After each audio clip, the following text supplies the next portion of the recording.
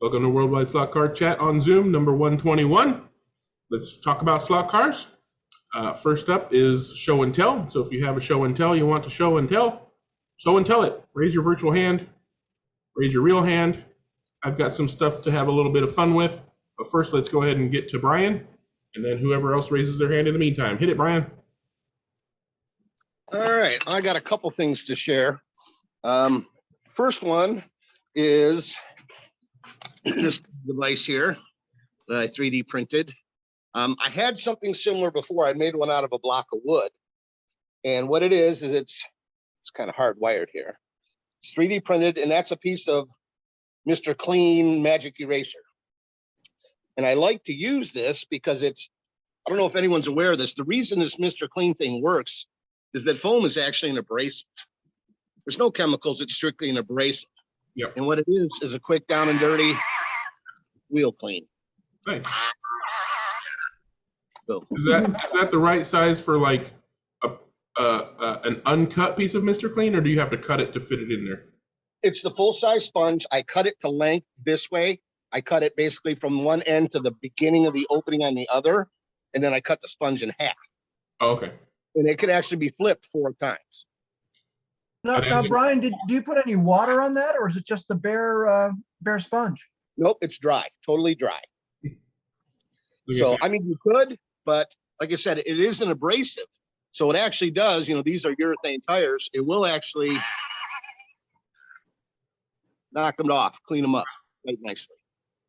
I'm curious because those are designed to work for cleaning purposes wet. So I'm curious if it would work better or worse wet for slot. Yeah, it might, but I don't really want to fling. And I've been using it for a while. The old one I actually had made out of a piece of wood. You can see I actually just routed out the side for it.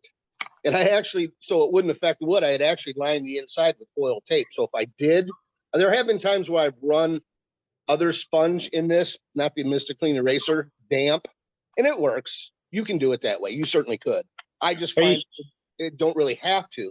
So I also use, the reason I wanted to do this is I also use this block for sanding tires on. Yeah. So having this on the track and sanding tires just makes a mess. Yeah. I also was going to design this and just make a minor tweak where you could use like an 18650 battery with it.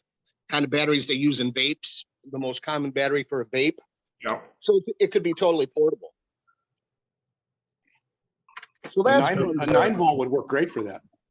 I can attest to that Mr. Clean being a phenomenal cleaner, because that's the primary thing I use for cleaning the track. And I'll do it dry and it comes out beautifully. Yeah. But you can do it wet as well. Yeah. Now, white wouldn't be my first choice, but it's what was in the machine, and I just wanted to print one to see how it would go.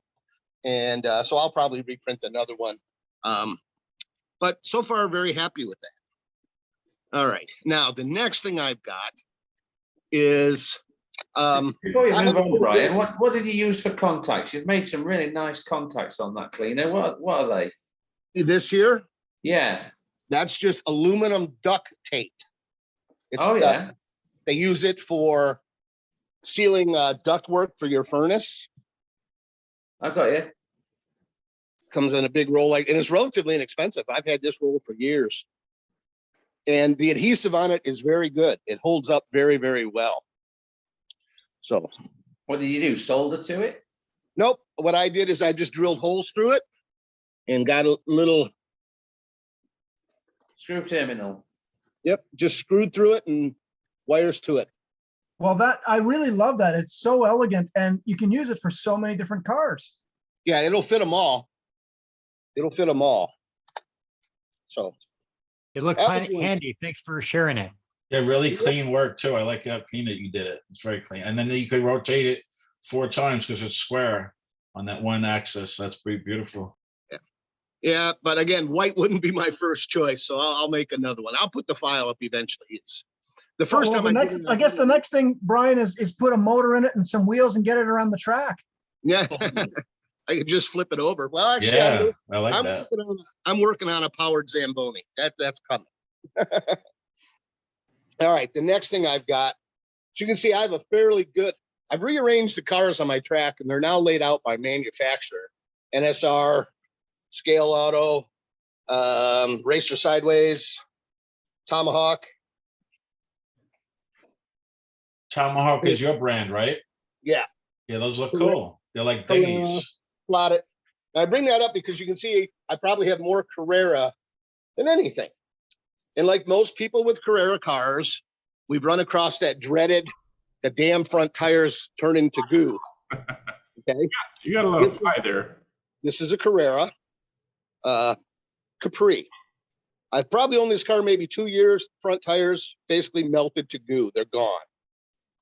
I was messing around a little bit today, and I happened to stumble across something that works. Here's the other Capri I have. I tend to buy my cars in pairs. Anybody care to guess what those are?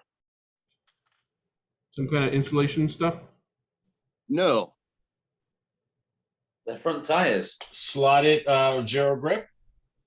Close. Inco. NSR. Zero grips.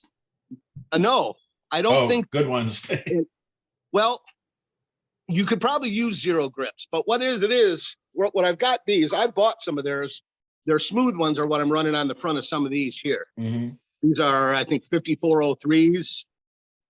Now, these are their classics. And where these came from is all these Mark IVs had one stuffed inside the chassis. I guess Oh, these cool. cars were required to carry a spare. Yeah, and they'll make your car a little lighter, which is good. And you can see there is one in this 917, but it's actually around a plastic piece. Right. That's actually part of the model. On the GT40s, they were just kind of stuck in there. And when I took the cars apart for the initial service, to oil them, and everything, it was like, what? There's a tire stuffed in here. What the hell? And I just took them out. But what's interesting is since they are rubber, and pardon me for a second, these Capris, one of the things about Carrera is there's inconsistent on their rib width. For example, these Capris, I believe, have a 6mm rib on them. Sorry, I keep tapping my phone. So you can see how wide the rib is on that car. That tire gets tricky. that tire stretched over there almost perfectly. Slotted makes a zero grip tires, and they're sort of the standard size, and they make them in packs of 4, so it's a pretty good value. And they have different like heights and different ones, but check that; it might be cheaper. Yeah, well, same with NSR is like really good quality, but expensive. Actually, the NSRs are cheaper than the Slotteds are. Okay. They're like $529 or $599 for a 4-pack. Oh, there you go. So it went over this 6mm rib just fine. And the other interesting thing is, as tight as they fit, they also, don't have them on this one. You can see this is one of the Corvettes, has like a 3mm rib. It works just fine on that as well. And I think it's because the tires, you stretch them so much to get them on that it ran just fine on there. Hey, look at that. Single finger tire fit. Yeah. You can come and change tires in our Le Mans. Yeah, he's like one of those pick guys, Yeah. So I was quite pleased to see how well those fit this Capri. Not all of them. The Capri has the smaller ones up front, and you can see that they're filling the wheel well just fine. I'm trying to get you in some better light there. So they don't look undersized. I think they'd work just fine on the Porsches, because they're, again, and they make them in the different widths. So now I don't think these are specifically zero grips, but I tested the ones from the 917. I took the 917 fronts off. They fit the cars perfectly. So just a potential replacement for rotten Carrera fronts. Well, that's really resourceful, Brian. Yeah, nice find. I mean, that's just been, I love running these Capris. And when the front tires went to goo, and these are so low without the front tires, you can't run them because the front bumper scrapes. So I got to have tires on them. So just doinking around today, and it was like, yeah, I wonder. And it just amazes me how wide that rib is. Is that red guide and a Carrera guide? Yeah. Yep. Is- That one comes in the case. Of the And it's made digital, for plastic. digital cars, right? I think. No, it's not digital. Oh, okay. On their newer cars, they throw this one in the box with it. You Oh, have to nice. install it. But it's meant for the other plastic tracks. I'm trying to find some of the original deep ones, because I used to have Scalextric Classic, and I had to cut all my cars down. And now I have the Scalextric Sport, and I want to put back the real, but they're hard to find. But I got my eye out for them. Are you looking for the ones that are just the blade that pops in, or the whole guide? It's like the ones like from like 2000, like it was like a one piece. Okay, so before it was a pop out blade. It was not that 2-piece thing. Yeah, I don't think so. That's too bad. And I've seen some of them, but they're making them. They're selling some shallow ones, but I wanted to get the real deep ones. It's not a big deal. Just trying to bring them back to the. I did a lot of cutting because the Classic was so shallow. Yeah. Yeah, the ones with the pop out guide, BRM make a thin replacement. So if your Carrera car takes the pop out guide, or for the people out there who look in their Carrera box and it doesn't have the red guide, I've never gotten a Carrera car that comes with the red guide, and I have several Carrera cars. Yeah, I haven't bought any in a while, but I don't have. So you can't just say they come with Carrera cars. That's just not a firm. Maybe from where they're shipped from. Yeah, I have not seen anybody who can definitively say which cars will or will not come with the red guide. So if you get a red guide, you're a lucky duck. If you don't get a red guide, BRM make a pack of replacement guides, same length, same depth, but thinner, and they'll go around a Scalextric Sport R1 with no problem. Beautiful. So and it's a 2-piecer though, right? It's blade only. Yeah. Blade only, right? Blade and only. then the other part is like a disc, right, or some sort or something. Not with the Carrera ones. It's, okay, I'm thinking it's a Scalextric. Okay. Scalextric, yeah, with the braid thing. Anyways, that was just an aside for anybody out there going, "Where's my red guide?" You didn't get one. Tough luck. Goodbye. I like when if I had a red car, I would want a red guide. I'm crazy like that. It's interesting, Greg, because I would have to say every Carrera I've bought in the last 2 years has come with the red guide. Yeah. I can't. Like I said, never gotten one. Every time I see some, this situation pops up all the time, and I'm like, well, tell me which car to get to make sure that I get the red guide, and nobody knows. They just say, "Oh, it came with mine. Don't they all come?" No, they don't all come with it, and then we don't know why. Even Dave couldn't tell me which ones for sure came with a red guide or not. So anybody out there who knows definitively which Carrera cars will or will not come with a red guide, by all means, put it in the comments so we can know for sure. But I can I'll bet you that you're wrong. Anyways, are you all done, Brian? Yeah. All right, good deal. Let's move on. Jim has his hand up. What you got today, Jim? Let's see here. I did we talked about, why isn't this doing what I want to do? There we go. We talked about the Electric Dreams race last week. I was there for 4 days, got home for 2 days, went back to Monterey, and I know John said, bring some pictures back from Monterey. So. Oh yeah, awesome. Thank you so much. I've got a few. So we've got a lot of cars here. That's a Le Mans winner. Make resin bodies out of. That's a Le Mans winner. There were slot cars there. This is coming really? Up. Yeah, seriously? Oh, nice. Yeah, is that a slot car? No. This is coming up into the corkscrew. Trans Am was the biggest class. There were 34 entries. The Gray Ghost was there. If you're familiar with that. So they had a big grid for Trans Am, and they put on a great show. They're kind of like big time wrestling. You may see 4 or 5 of them dicing for the lead at the end of the race, which is not real. They just have fun. But they've got some great cars that we all know from Scalextrics. Oh, so you the Javelin and the Camaro were there from Penske? Yeah. The 2 Javelins on the left were the ones that actually battled for the lead in this particular race.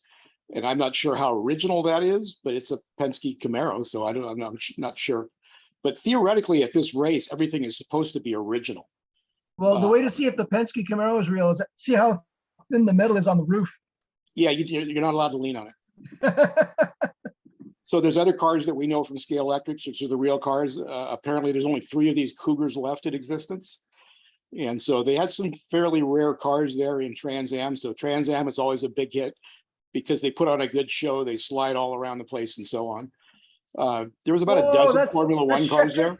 Oh, that's Schechter's Wolf. Whoa. Yep. That's been out 2 or 3 times out to the West Coast. So Formula One is a popular class. There's probably a dozen of them there. Mario Andretti Parnelli. The Tyrrell is one of the fastest cars because in this class, it's one of the latest. This is basically Cosworth plus Ferrari. No turbo cars in this era. So that's the era that they race because they're now they're not semi-affordable, but they're easy to maintain because they're all Cosworths. One of my favorite cars. This is not an Andretti car, but it's the Lotus 78. And that was Gunner's car, yeah, right? That's what I grew up on was Lotus, and so I've always been a Lotus fan. There's that same Tyrrell. Bud Romack is the driver currently. Martin Brundle was the original driver, and there was an ex-Niki Lauda car that has been running on the West Coast in the last few races. So some pretty interesting and good Formula One cars there. They always have a featured market, Laguna Seca. This year, it's the beginning of the 100th anniversary of Le Mans. And so they had a group called Le Mans Legends that didn't actually race, but they ran around the track at pretty decent speed. So it was more of an exhibition. So a lot of cars that actually raced at Le Mans. And you see the title on the one at the left. I sent this to a few friends of mine and, want to loan me 50 mil so I can buy one of these? And that goes for anybody here if you want to do that. Well, I mean, if you add them all up, it's the GDP of most, small countries, for crying out loud. Exactly. These are 2 fairly famous cars. If you're not familiar with the Cadillac, Le Monstre. Yeah, of course. It was there and ran. It actually finished, I believe, 11th overall in 1950. So it wasn't just I shouldn't say a pretty face. It's not a pretty face, but it's a cool car. And it because Briggs Cunningham ran that and won stock, right? They had the stock car there too. They didn't run on the track at the same time, but the stock car beat it. Yeah, by 1 position. Yeah. That 356 with the fairing, like, was that after they added that to that? I assume. I would assume. But this was the first Porsche to ever win Le Mans in class. The winners class. I've never seen that before. That's pretty cool. So they had some really cool cars there. Some Brad Emery cars. Was obviously the Porsches were there. That Porsche 917, 908. It's amazing how small those 917s are. Look at how that modern driver with a modern helmet is just crammed in there. Except the 917 is a monster compared to the 908. Right. Yeah, exactly. It's yeah, right little on. bitty thing. And then some other favorites. So I don't think this is the actual one that won, but it's a recreation. It's still one of the chassis, but I don't think it's the actual winning chassis. And then the Paul Newman car that I think they finished second at Le Mans. They finished second, and then Newman said he would never come to Le Mans again, and never did. Who was driving that Paul Newman car? Paul Newman, Dick Barber, and Ross Stonewall. No, like at this race, do you know? Oh, at this race, I think it was Adam Carolla, but I'm not positive. Okay. He was driving one of the Newman cars. I'm not sure. Yeah, I think he owns both of them. Yeah. Okay. So it's been raced on the West Coast a few times.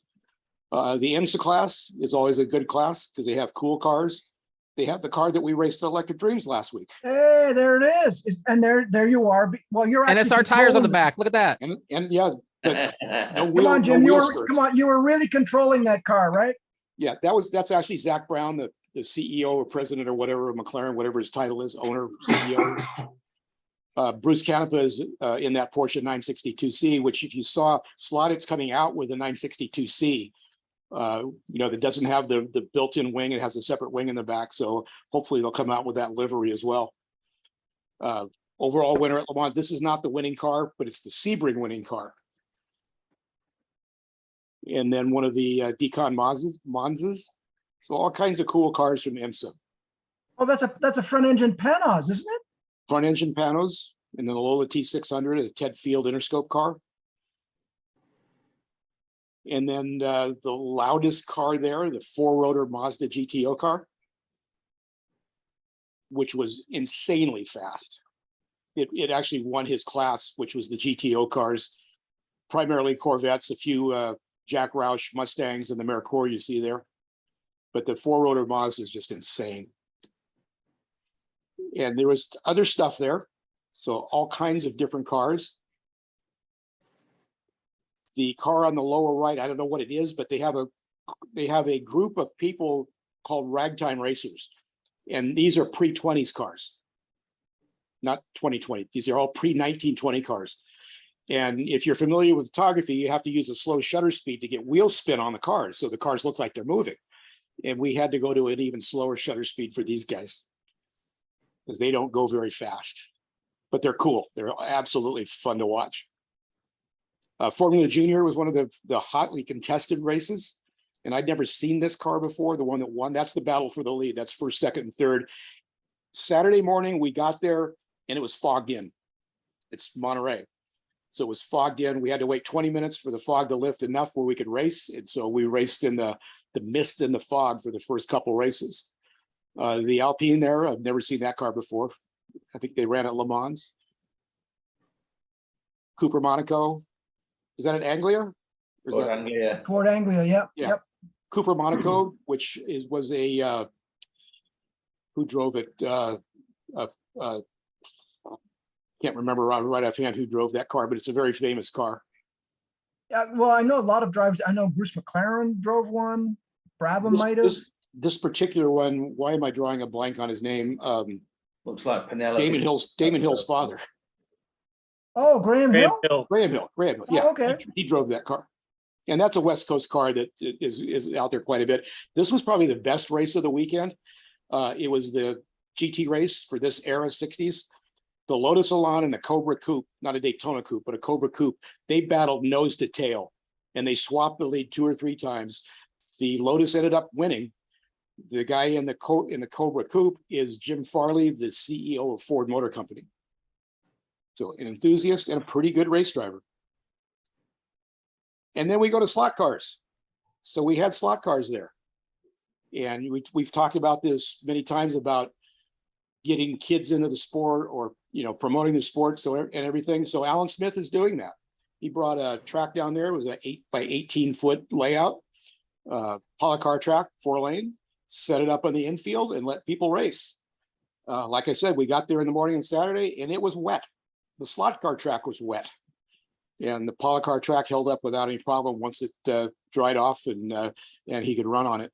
So we got it, this is what it's about for the future or whatever. The kid on the right was there every time the track opened. He wanted to run every time. And then, so we had families there. We had adults there. I was there at lunch for about an hour and just watching and taking some pictures and so on. So it was a really good promotion for slot cars, polycar, and so on. Jim, to your point, look at the smile on that young lad's face. Oh, he was like that. He was there the whole hour I was there. Next, oh, I want to race again. Next, I want to race again. Mike, you know what? Wayne, you have a doppelganger, Wayne. Yeah. How much time did you spend in the United States, Wayne? Could it be the right age? I don't know. Do remember we're recording. So this is the cars that he put on the track were the BRM 24 scale Mini Coopers. They ran great. They slid all over the place. They didn't de-slot terribly very much because they're set up to do that. And so here's one of the races. He did 6-lap races. Those look quite large for me. And everybody just had a blast there at that exhibit. And the BRM 124th minis, I believe. Oh yeah. So that was awesome, Jim. Thank you last weekend. Oh, thank you so much, Jim. That was awesome. Very cool. You can tell that now I've retired. I still want to use my PowerPoint skills because I learned that and I had to do that every week at work. So I'm still using the skills that I learned on the job. I love a good PowerPoint, and it's really cool to see cars that we have on the track. Yes. Real life. Yeah, I mean, I tried to get this down to a reasonable length, but there were so many, no, I can't. There's not enough time to put all these cars in because there's a couple hundred or more cars there. Yeah. And just stuff like, especially in Trans Am. Oh, I've got that one. Oh, I've got that one. Scale Electrics make that. Maybe I'll buy that one. And the IMSA class too. Those are by far the two biggest in terms of having slot cars that recreate those cars. So it's fun to go down there. If Marco is going to plan it next year, so it's the same. It's the weekend before his race is the weekend before the Monterey Historics. So Maurizio can come to the race and then go to Monterey and then go home. Well, you picked a bunch of great cars to show us, so thank you very much for that presentation. And next up, we have Jeremy. What you got today, Jeremy?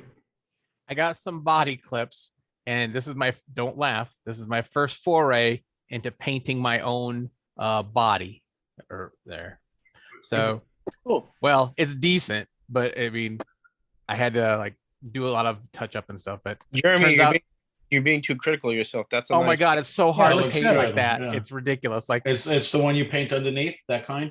Yeah, the plastic body, and then I don't know why, but I'm leaving the covers over the wheels just for something different. I've done some of them. It's tricky with the decals and stuff, but it's a challenge even if to get it right. But when it gets right, it's nice. Yeah, I've started watching more tutorials, try to figure it out. I'm gonna give it a couple more tries, but practice. Anyway. That's all. It looks good already. Come on, man. It's getting. You could paint it with a brush, which is nice because it hides the brush strokes, so you don't have to spray it. So that's what I like about those. You could paint underneath with a brush, and it looks smooth on the outside.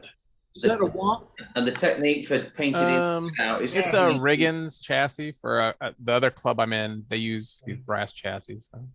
Yeah. And Jeremy, the tip for painting inside out like that is to paint all your darker colors.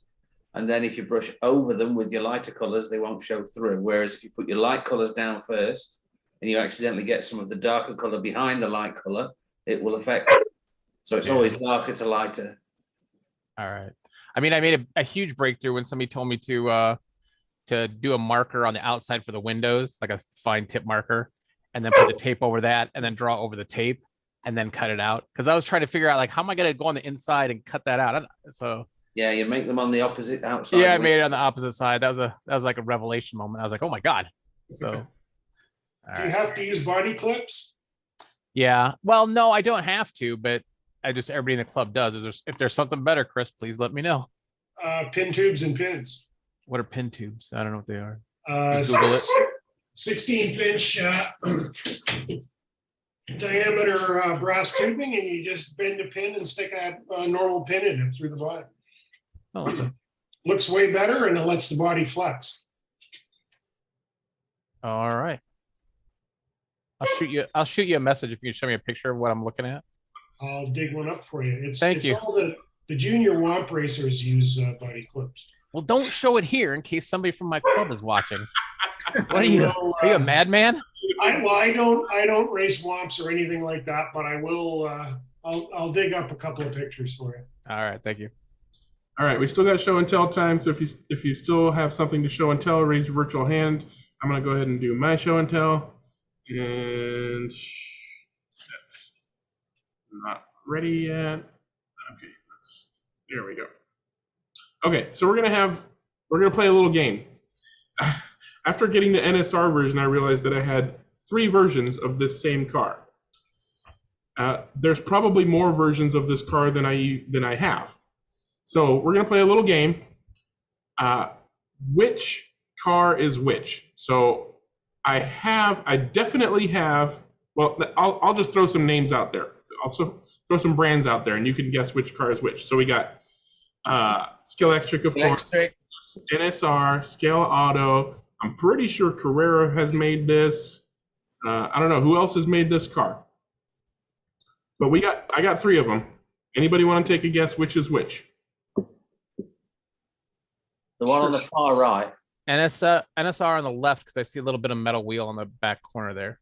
Yeah, the far right one, Scale Electric. So I was gonna say the far right one was Carrera would be my guess, and the middle was Scale Electric, but I don't know. Left is NSR, and right and Scale Electric, and what do you guys think in the middle? Scale Auto. Scale Auto. Scale Auto. All right, you guys are too smart for me. right, Scalotto on the middle. That was a good pickup on the wheel. Yeah, Wheel. about that. It was funny because when I was looking at this picture earlier, before I went out there and actually looked at the cars and compared them, I'd have figured the center one was NSR, but I have no idea why. Just because I don't know, more yellow. I don't know. Biased. I don't know. Oh yeah, they're blue and yellow. That's right. I forgot about that. The more yellow, that is scientifically good. It makes sense, right? It's logical. Yeah. Yeah. Is the center one a later generation of the car?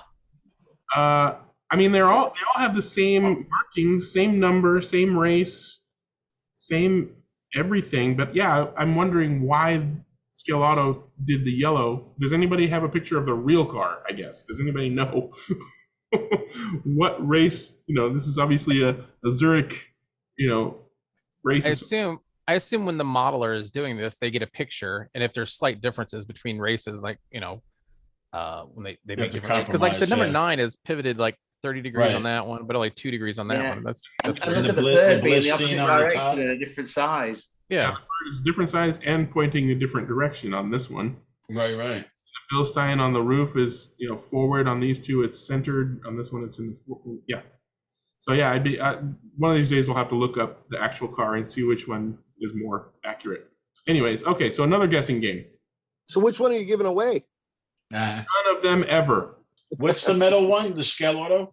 Scalotto is the middle one. It's a Scalotto. Nice looking chassis. Yeah, so it doesn't have a pod, but it's got good parts. Okay. Oh, is that like a newer level, like a lower racing level or something? Yeah. It's like their sub entry level. Okay, cool. Yeah, it's got the magnet in there and everything. Okay, right, the magnet. Guess what this is? Something to do with a guide. A guide holder. Yeah. An adapter. Get more specific. It was on Facebook. For a fly truck. All right, cheaters. The fly trucks are notorious for their guides that are way the heck away from the chassis and can literally turn around. Okay. 360 degrees. I like when that happens, though. That's fun. It'll tear your wires out. So I'm thinking. No, I know. I have a couple of cars that do that. It's sort of cool. So this is designed to fill that gap so that the guide actually stops at its appropriate. Even that's more rotation than you really need. Yeah, that's nice. At least it won't turn around to 90 degrees. You might actually be able to pull away if it hits this end stop. And it levels with the tires better. Yeah, so there's very little vertical play. I made 4 different versions. This is the 5mm version that works for the trucks that I have. But I uploaded these to printables.com, 2, 3, 4, and 5mm. And if you want to get something in between, you can always pick one that's close and then scale it up or down on the vertical. Just don't scale on the nice. And you had a lot of pink filament to get rid of, it looks like. That's actually color change, purple to pink, and yes, I had to get rid of that. But yeah, it works. And I just gave away the next one, which is what. Oh wait, I want that. Juan was showing this off last week, but now I have clear pictures of mine. As you can see right there, 132models.co.uk on eBay. Beautiful. Fair warning. Let me grab that. This, if you buy just one, and DeJuan did not buy just one because he wanted the shipping to be more reasonable. Right. For Robin, this cost me over 40 US in order to oh, shakes. Yeah, but I couldn't have a Batmobile without Robin. So. We're gonna get one from DeJuan. Hey, come on, buddy. Spare I'm gonna show something. What is the retail price of the item? All right, only one person at a time. Go ahead, Mr. John. What is the retail price of the item? The item itself was only like $8 or $9. And it's in what country? Oh, okay. In the UK. So it's 8 or 9 pounds. And then it was like 21 pounds shipping. They're ruining us. They're ruining our fun. Yeah. We really every country's cost prohibitive now to ship almost. Okay, go ahead, Wayne. I said we really need to get our heads together on things like this, because if you'd have had that shipped to me, I'm sure that shipping would have been a lot less. And I would have popped it in an envelope, sent it by the snail mail. You could probably fit that in a letter. It's very small. It's very, very small. As you can see, he is barely the size of a couple of Scalextric rails, and I took some nice pictures. We need to get one to John to make them for us.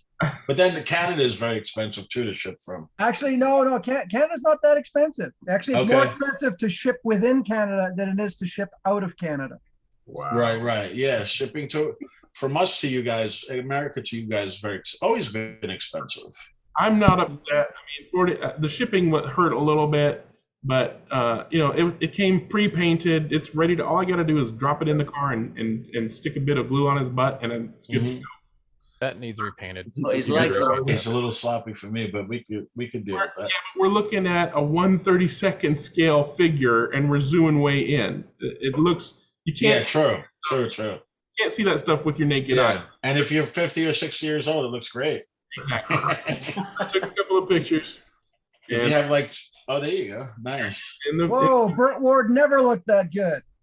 I have not glued them in yet, but I'm sure at some point I'll drop a little bit. I would do double stick tape. I will do shoe goo, but you do. Okay. Well, you're gonna sort of. Will the shoe goo peel off? Shoe peels off. Yeah. Okay, good. Where's Batman? Is he not in there, or is he blue? Right there. He's in there. Oh, he's there. So I wanted to play another game with Batman. So eagle-eyed people will see it already, but does anybody notice anything interesting about Batman? No? Let me zoom in a little bit. Dewan, he should know. I'm looking. His ears are black. Now? His He ears looks are like he's black. 3D printed. He is 3D printed. Those are the layer lines from a resin 3D print. This Wow. is Batman from Skelextric. So my guess is that they 3D printed the master and didn't bother doing Clean it up. Wow. Clean it up. and then just read over and over. Or they might have 3D printed him over and over. I don't know. But that's Nah, I doubt that. That, But they, I'm sorry.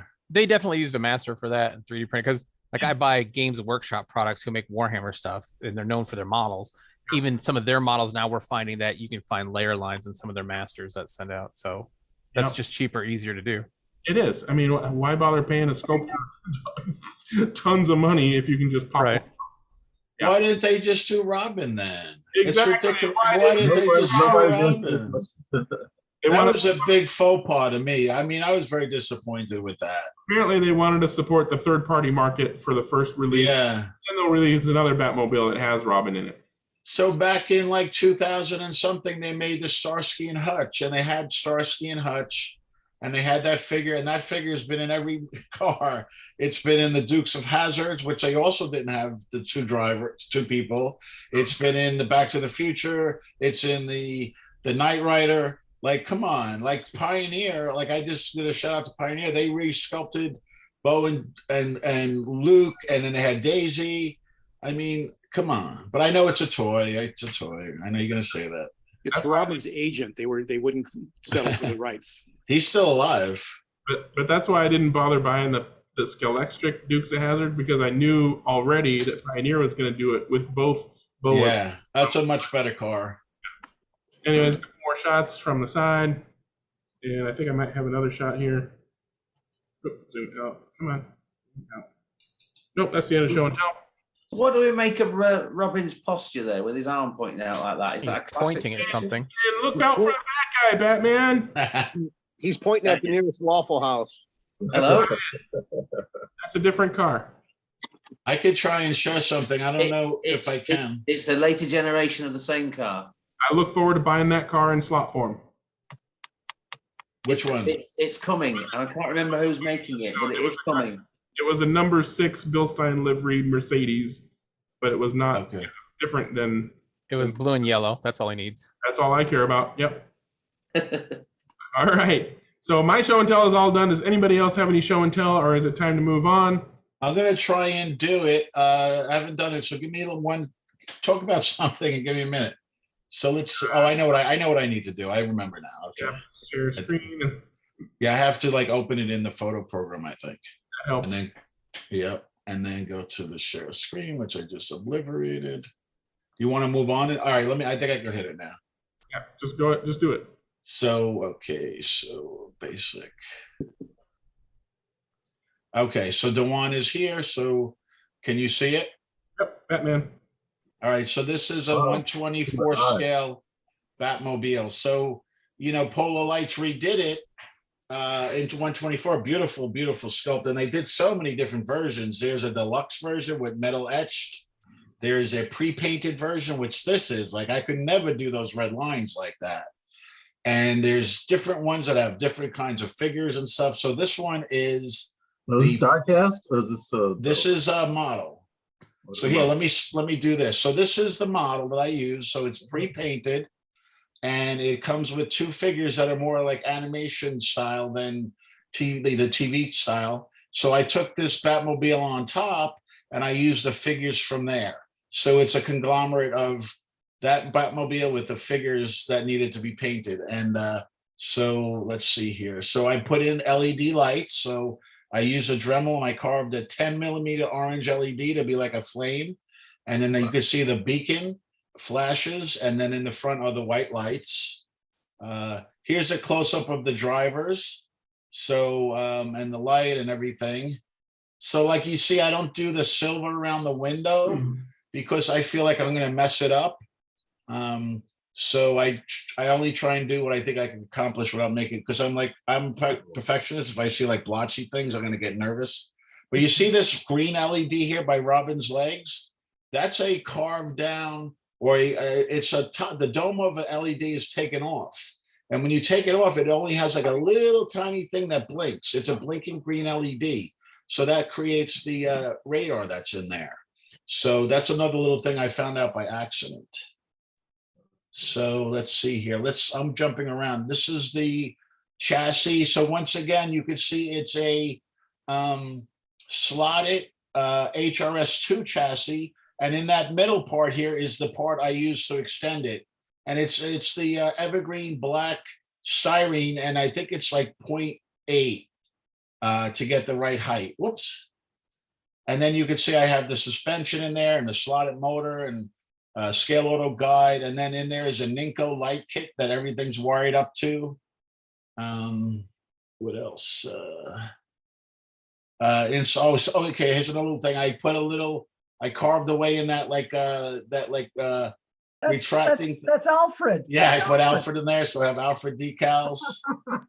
Yeah, so maybe I could change some like a grinded down LED and Alfred decals and some other decals for Robin from Dewan. Here they are. So every time I make my figures, I try and make them like articulated. So these guys there's a bolt that goes through them, or a nylon bolt, and they can move their arms and their heads.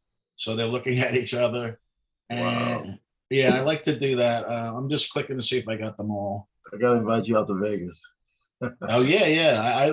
Vegas was great. I think I got them all. I just clicked through them. I think that's pretty much it. So that's the 1/24 scale Polar Lights Batmobile with a slotted chassis. And in my office right now is all my Batmobiles. So all of them, Amaya, Scale Electric, Polar Lights, Bondi. So hopefully next time I'll show them all so Dewan could have could see what's out there.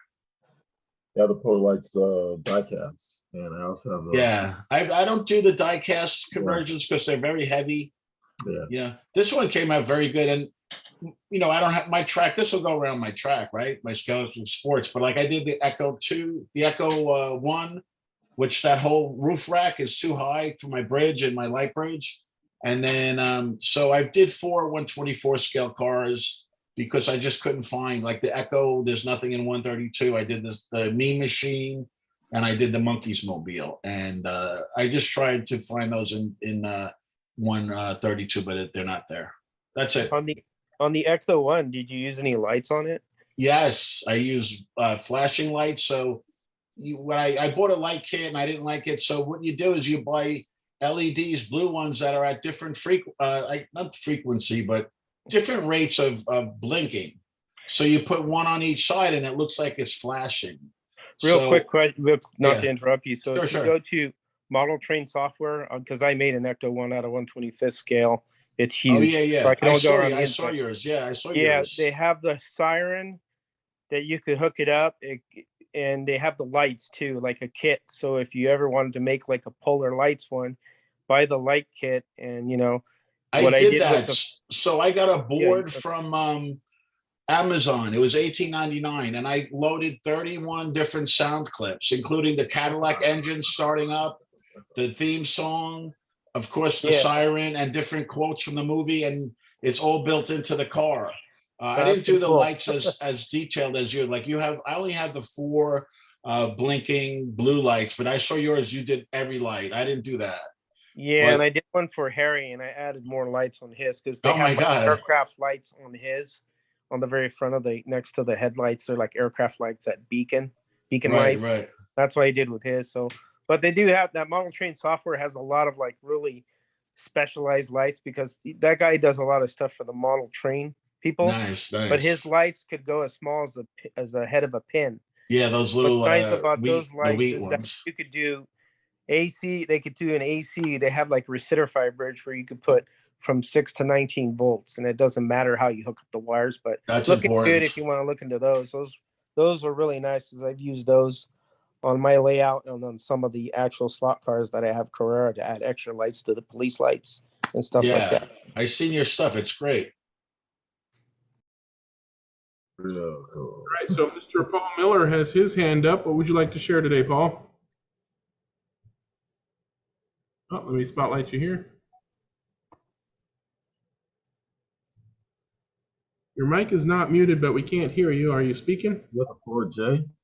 What's that? Looks like a 512.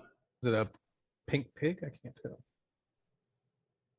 Oh, no, that's not 4J. Okay. Look at it's a See what you started, Greg, with guess the car? Yeah. I don't know. I figured you guys would know more than me. I can't tell if he's showing off a 3D print or. Yeah, I'm thinking that's the latest from Vlad. Shake or nod your head there. Is that one of Vlad's models? Yes. Okay. Cool. So that's the latest model from Vlad. Need to figure out your microphone situation. got a surface finish on it. It doesn't look print. It looks finished, not printed. Did you already put a primer on it? It's a Lola Mark 3B. Yeah. Yep, that looks like a Lola right on. The other looks like a Porsche Cougar or something like that. Cougar. Probably just go find Nimrod online and see what he's offering. Yep. All right. Thanks for showing off, Paul. Definitely come back and show us progress on those builds. We're certainly looking forward to that. And I don't see any other. I don't see any other show and tell hands up. Anybody want to pipe in or wave your virtual hand or real hand? One more. I've got a couple of pictures for Jeremy on that body, but I can do them now or do them later, whatever you think. Just do them now. These guys are going to be watching. We don't have to worry about commercial breaks. We're just go ahead. We already talked about pin tube. We already said pin tubes, so it's not like that's going to be hard to find.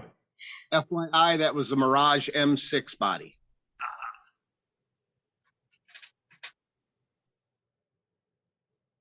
That up? Yep. Yeah, there it is. This is not a Womp chassis by any stretch of the imagination, Jeremy, but Yeah. on yours, your clips would go in these holes. Yeah. Okay. So if you run a 16th piece on yours, probably the easiest thing to do is just run a 16th piece of brass tubing all the way through the holes, right to the edge, Yeah. and solder them. You can probably get one in the front. You may have to, yours is probably going to be up around here somewhere on the wall. You might have to just cut these like this. Just cut them short Okay. so they don't interfere with the body. Yeah. And then you just take a straight pin and put a kink in it. And it goes through. Oh, and the kink holds the pressure to hold it. Yeah, in. and it holds way better than those. It holds way. So here's one with the Yeah. pins. Okay. So it holds way better than the clips. Invariably, what you have to do is put a piece of tape around the clip to hold them in when you crash. Yeah. This won't happen that way. And this lets the body, without the clips, it lets the body flex a little bit side to side. Okay. Yep, I understand what you're doing there now. Okay, And thanks. I got one more. With Lexan bodies, you can actually put clear tape inside the body and then put the pins through, puncture the clear tape, and then put clear tape on the outside of the body shell as well, so that the pins can't come out. And then you just flex the body shell open to get the pins out of the tubes. Is that up? Yep. Purple card. You can also buy, rather than the clear tape, you can buy, these little squares are called body armor. And it's adhesive back Lexan. It's about 7th thou thick Lexan, and you cut a little square and stick it on. Well, that's neat. Or you can just imagine this is a piece of clear packing tape, and you would just wrap this under the body up on the other side, and then just stick the pin through it. Okay. I get the idea. I'll give it a try on my next one. Here's a hard body, Jeremy, just like this, like he said, and you just stuff the kink pin in there, and that's what this is held on by. Just bend it a little. Yeah. Yeah. Cool. That's a great idea. See, I should have came to you guys first. Of course. I know. Been here long enough to know. All right. Thank you, Mr. Walker, for the location, and there's no screws, so it's nice and quick, and you get a very small amount of body flow all at once. Good solution. That's why it's so popular. You don't need a whole bunch of body float with a Lexan body. That's true. The bodies are only 7/1000ths of an inch thick. Right. Only a couple grams. Right. All right. Well, next up is Club Corner. So past, present, or future, more than one person racing at a time. Talk is now. So if you have something you want to talk about, hey, Big Den's got some race reporting to do. And Mike, go ahead and start us off, Big Den.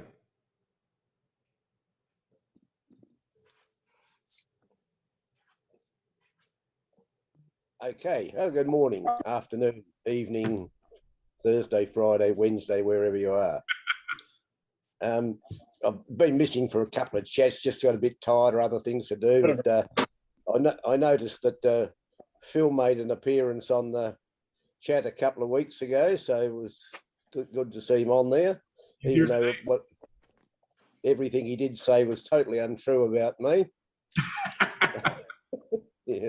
So first up, I'll just a question for Jim first. Back to the Electric Dreams race. Did one set of tyres last the whole race, Jim? One set of tires lasted all weekend. Yeah. Oh, yeah. Okay. Yeah. It's just something, with that very low clearance. It was just something I wondered about. So anyway, obviously they were good tires that were lasting well. So fantastic. Virtually nowhere. Yeah. Oh, great. The other thing, and from your presentation on the historic racing, a couple of the cars you presented, the Cadillac Le Monstre and the Porsche Streamliner, guy in Hobart that I raced with for quite a few years has shown both of those on slot car tracks. So made his own model. So that was interesting to see those things. So I've just got to go to my alternate script here because I noticed that Phil's on, so I don't want to do anything defamatory for him. But first up is Greg made the comment when Phil first came on that Phil was someone who raced with me. It's really the other way around. I raced with Phil because he's the guy that's got the track that I go down to, and so he's pretty much the convener of the Southern Tasmanian racing. So anyway, we had some racing. I went down last week, and I'll just get up and see if I can do a share. I'll get my folder organised first.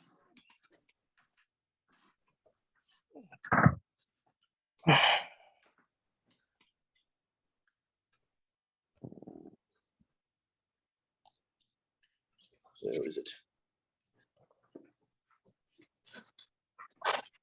Well, it's amazing how it goes missing when you.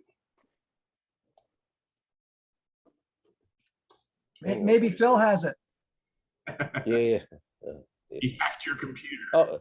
Oh, and yeah, actually, I fixed his microphone for him while I was down there too on his laptop. So, okay. So that's why we can't hear him then. Oh no, he's just waiting for right of reply, I think. So I'm just going to try the share again. And here we go. Right, so are we up there, as Chris would say? Not yet. Okay. There we go. There's that. Okay, yeah. So the class was racing was the first class was round one of the Group A touring cars. So that was the field that assembled for the night. 13 of them by the look.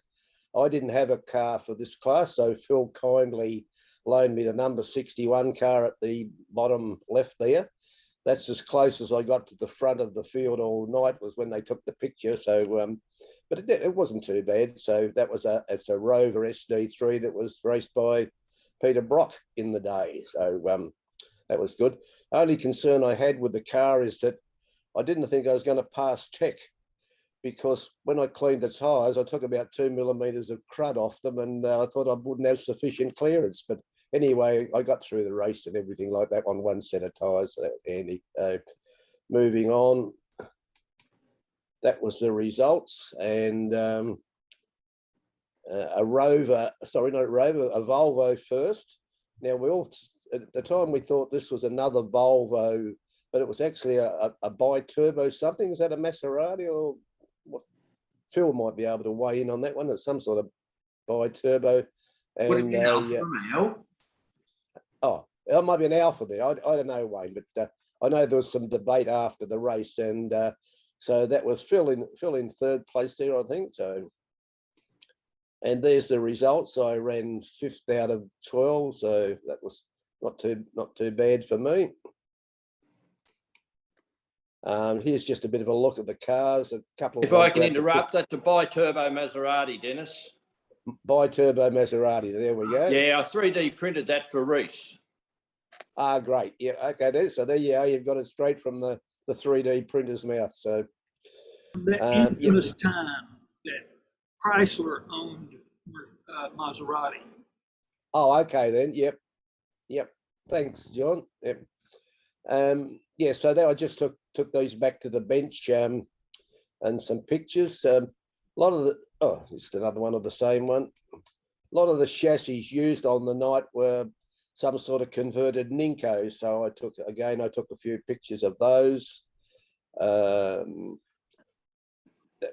was the BMW, I think was the orange one, the BMW. Next two pictures aren't all that clear, and it wasn't because I'd started drinking at that stage either. I just didn't hold the camera steady enough. But so both those first two Ninko NC5s. That was the one I raced, and it only had an NC2 in it. It was surprisingly nimble, and yeah, as I said, I didn't do too bad on the night to get 5th. So next up, oops, there we go. The next race for the night was what we called Australian GTs. Again, I didn't have a car that probably qualified exactly, so I ran my MB slot Pagani. Okay. And pretty much, that one's just got Pato's decals, the Australian decals on it. So it comes without decals when you buy the car. I've had it for some years. And I actually ran, rather than the long can motor in it, I ran an SRP motor of some description with their slotted alpha wheels, the other little tiny Alpha T33. So, but they got it down nice and low, and they handled quite well. So I was happy, although I didn't sort of finish all that far up the field, but it was still an enjoyable night. So, well, look at Phil. He's at the top of the list there. Yeah. Oh, yeah. That's unusual not to see him at the top. So, Nick, that was how Phil looked after I attacked him when he was making those comments on me a couple of weeks ago. So, but he's healed now. And this picture is what was in my room when I stayed overnight, and I don't know whether it was something to do with the amount of I drink, but yeah. Another comment made was about my size. There are always some advantages when your favourite beer and your shirt size are the same. So You only have to remember one thing. And to finish, I think, and to finish off, we were talking about weird Carrera wheels. Now, that's not a Carrera wheel, but there are some Carrera hubs that have got this cross pattern. Even a couple of the MRC, the Revel monogram McLaren M8 had this funny wheel, with these, like bird footprint sort of moldings on them. So, but I think the Greenwood Corvette has that. Yeah. Well, I do know one of the Can-Am cars has got it. Was that Brian? Was it? Yeah. And as I said, a couple of my Carrera cars have got a similar wheel pack. That's not the tread. This is actually how the wheel looks, and I'll try and dig one out for a later show. So, did they put the inverse pattern inside the tire? I don't think so. Wayne. I think that's just a weird way of making a raised section. So, there hasn't been. Yeah, the theory was that the serrations would grip the inside of the tire. Oh, okay, Chris. Yep. Okay. Now the other thing is not much to report from the northern Tasmanian scene. I'll just stop the share there. There's been one of the things that impressed me about watching the Electric Dreams stream and after, particularly in qualifying, was the encouragement that the racers got, whether they were doing 6.1 or whether they were doing 7.92 or whatever, it was down towards the end of the field. And for some reason here in my local area, there's a feeling developing at certain places that we only want champions to be racing. So, I found it quite emotional to watch the support that the less capable racers were given at Electric Dreams, and I just sort of wonder what's happening. Nice. I like that too. Yeah, and it really made me sad about what's happening here. People being driven out of the hobby because of comments about their abilities, or the fact that they're, and it's not as if it's people interested in slot car racing. It's like the queues that line up to get the latest iPhone. I mean, we're a very small community, so why this is almost people with a passion for discouraging others has really got me irate and sad at the same time. So, well, perhaps it calls for more drink, because as I understand from your photo in Australia, I guess you don't see pink elephants, you see pink koalas. I'm not sure. It was some sort of bear, I think. Drop bears. I went back recently to a club I was part of, and I sort of felt that way too. Like, obviously I was very rusty, and Neil came with me too. And I don't know, they want to travel to these races, and they're all about competitive racing. But I was thinking, so you can only have 4 guys on the track at once. So have like one heat, one group of 4 at once, like not do like round robin with 12 guys, like, what I'm saying, bracket it that way. Yeah, it wasn't too, I felt that too, unfortunately. Yeah, well, the curious thing about it is that most of our tracks here in the north of the state are only 3 lanes. So if you can't negotiate your way around 2 other guys when you're racing, it's not as if it's there. And I thought to myself, what about Wayne's fellas in Disca and the digital racing, where you can have 15 cars sharing 6 lanes and you've got to pass and change lanes? And boy, don't we have it hard down here. Christ, anyway, I'll just finish up with the final dig aimed at me was that when I got up sometime the following day after Phil kept me up all night, was the webmaster who posts the race reports, and the results said reports and results not available yet due to Dennis keeping Phil up all night. So my fame has spread far and wide. So. Anyway, I'll head off now. Phil's there laughing, So okay, anyway, I'll hand the floor over to someone else now, and we'll have we'll have a good time for the rest of the show. All righty. Thanks, Big Den. Mike, you've got your hand up. What you want to share today?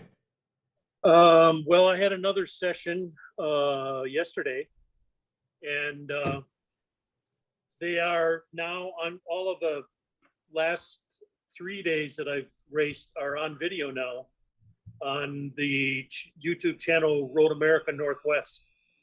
So if you want to be bored for about 23 minutes, go and watch. You want me to put a basically just me and another guy running around, and we do digital, so we're doing pit stops and damage, and it's a lot of fun. There's some close racing, some not so close racing. One where I decided, okay, let's switch cars because I'm faster than you, and I'll see if I can make it up on you. And so that was kind of fun. But yeah, we had a really good time. And if you want to see what it's about, digital racing, especially if you're interested, take a look and see what we're doing. Yeah, and I'll put a link in the description so people can go check that out. I've watched. And you just gained another subscriber. Yeah, I was subscriber number 1. Woohoo! Yeah, that was me. Nope, that was me. No, I just subscribed. That was 3. Me too. That's 3 of us then. Well, now that I put a link in the description for people watching in the future, you'll probably get a few extra. I find it weirdly interesting to watch the races again. I don't know what that says about me, but you know what? I watch our races sometimes too. And it's like being able to rewind and replay certain bits. You learn. Yeah. You know, it's like watch your mistakes. Footage. Yep. And there's a lot of good naturedness about it. Mike sometimes gets a little upset, but the other Mike. But you know, it's in fun, and we have a good time. So, and I try to make the cars equal. And matter of fact, I just took a photo. It's on my phone. I can't get at it right now. But I had 2 cars that I was setting up for one of next week's races, and they both turned the exact same times, fastest time. I mean, to the thousandths. So I guess they're pretty equal. You know what? Watching these videos, I can confirm that Mike has got a body below his shoulders and his head. Now that he's posted videos, yep. Too much of it. He's not just a torso. He's not just a bust. All right, thanks for sharing, Mike. And I'll tell a little story about what happened at my club on Monday. So interestingly enough, the slotted G25 tires probably shouldn't do anything at all to them.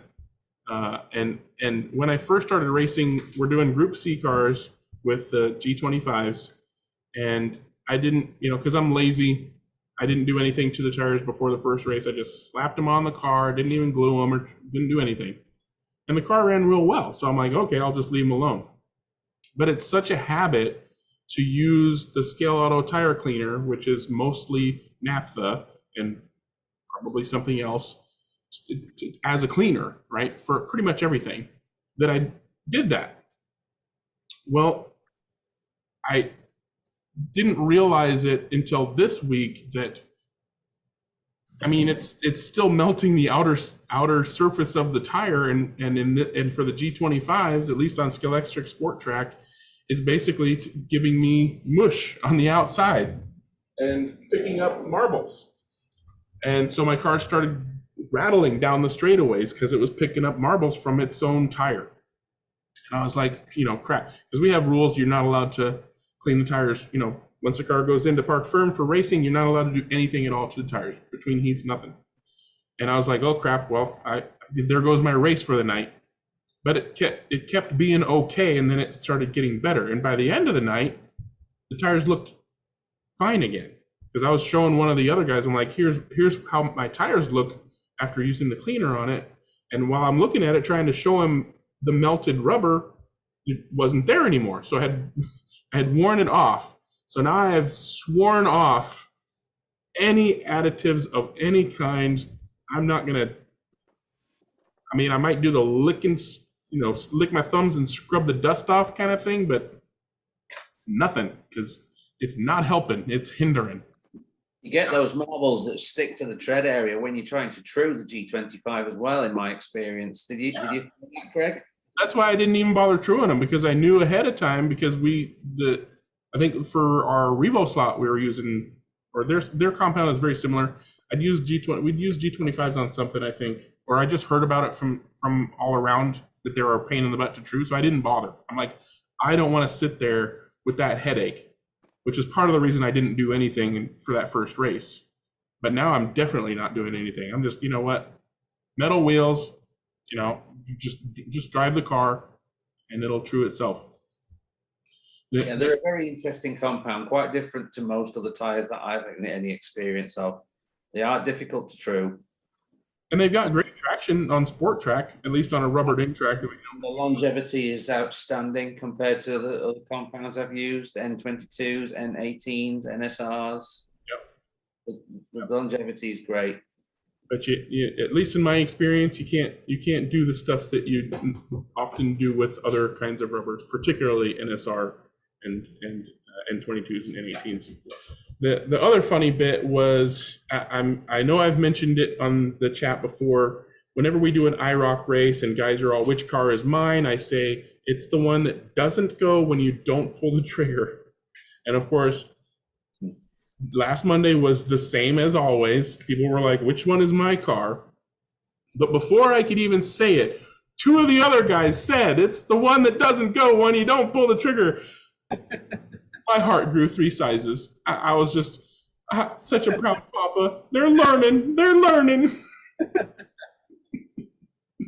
it was a fun night. You know, we ran what was it? Scalextric Camaros, the Camaro GT cars. Those are a beast to drive around on a track with no magnets. And then slot at Group C, of course, was always a good time. That's pretty much it for me. Anybody else have any club corner they want to bring up? Now's the time. Greg? Yes, sir. Go ahead. No, you. I found with if you do want to true the G25s, use the drywall screen, and very sparingly. If they start to goo, they are junk. Yep. So you really have to keep the heat down and do it dry. Do a couple, 3-4 passes. If I do it with a true, I forgot what kind it is, but anyway, the truer that has the axle that you put on it. And if you go from one to the other, 4 or 5 passes, but don't do much, and you will get slag off of them. And once that happens, it'll bounce a little bit, but it'll flip off. But just do a little bit at a time with a real rough drywall screen, and you can get them true. You have to be a little bit patient, but not a lot. I mean, I don't think I spend more than 5-10 minutes at the most.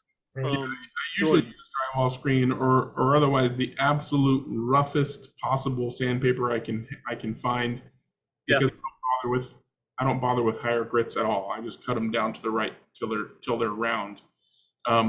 One of the things that I haven't tried yet, and Frank was asking me about this, you know, are there any tricks for these tires, you know, referring to the tire raiser and the reciprocator machine that he uses? And I'm like, nope, just keep them cool, you know.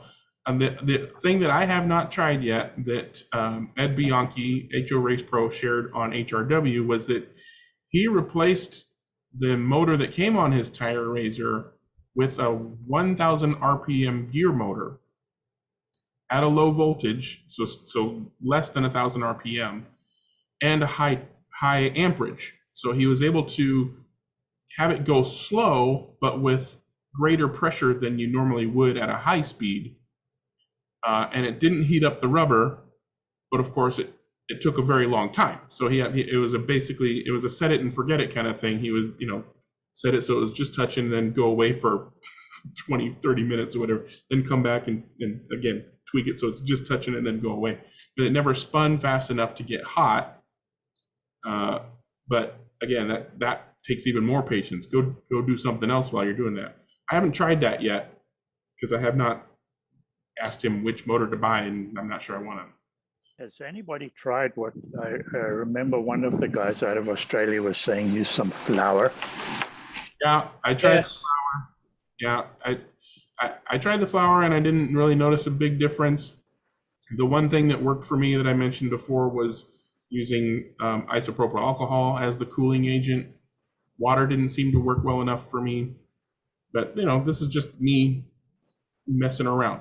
I tried water on G25s, just basically wetting them with my finger and going again and wetting them with my finger, and it didn't really make a huge amount of difference. The heat seemed to build up too quickly. It's like they're really grippy, and they are, and I've still got the marbles that just smear across the tread pattern and start to bounce. You have to stop the truer, pick them off with your fingertips, and start again. What kind of truers are you guys using? Tire razor. Yeah, for me, it's a tire razor with the sliding back and forth panel. Even on a hoodie, it's a problem. Sorry? Even on a hoodie, it's a problem. Even on a hoodie, it's a bit of a problem with the G25. I've struggled myself to get them to keep them cool enough. Have you tried them on your counter rotating custom made tire chewer? No, not yet. I mean, you know, it's still going to be high friction. So the hoodie does the same thing. I mean, it cuts in the same manner. And I've tried it at low voltage, very light cuts, and I've tried it at higher voltage and taking deep cuts and stopping and taking deep cuts and stopping, like I do with the Revo slot tires, and that's a little more successful than the slow version, because it doesn't build the heat up as quickly, and because you tend to cut through those marbles. But then trying to get them smooth afterwards is a bit of a problem because it tends to gouge the tire a little. But even so, even as long as they're round, even though the surface is not perfect, they still give a lot of grip when they're done. I think some people it's just 80 grit, but it's aluminium oxide style, the style that doesn't just fall apart. That's what I have on my hoodie. Yeah. 80 grit aluminum oxide, because I make my own. I have my own made drum in the hoodie, and then I buy 80 grit aluminum oxide sanding cloth in a 1-inch wide strip, and then I cut it and glue it onto the drum. I mean, I think that's why the alcohol kind of worked for me, because it evaporates so quickly. It's cooling effect. And the IPA probably doesn't attack the rubber like a what's his name would do, a lighter fluid or some kind of hydrocarbon. Yeah. But I was basically constantly, wetting the tire, letting it spin under pressure until it dried out, and then I could hear the motor slow down, and then I would wet it again, and basically consistently doing that over and over. Way back, I used to try simple green at one stage, but that tends to lubricate the tire over too much, and then it doesn't cut it off. Here's an outside of the box idea. Has anybody ever tried truing them frozen? Yeah, I've put Revo slot tires in the freezer for overnight before I've cut them, and that does help a little bit. Hey, Greg. For the first few minutes, right? But by the time you're on for a few seconds, it's warm again, right? Do one at a time, dude.